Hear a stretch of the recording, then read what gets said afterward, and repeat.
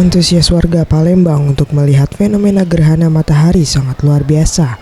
Jika dilihat dari penjualan kacamata khusus GMT di salah satu toko buku yang berada di angkatan 45.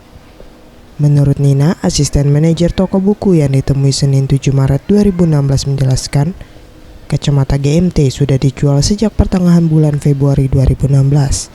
Dan untuk wilayah Palembang sudah habis terjual 1000 kacamata GMT. Sampai sekarang kita sudah sold out karena kemarin animo masyarakat tinggi sekali. Sampai sekarang penjualan kurang lebih 1000 pieces.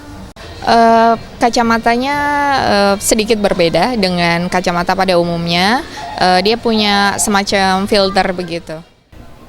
Kacamata khusus GMT ini berbeda dengan kacamata pada umumnya karena kacamata ini memiliki filter yang dapat melindungi mata saat menyaksikan GMT secara langsung. Mega Dwi Handayani, Gusti Putu Sumertayasa, Sriwijaya TV.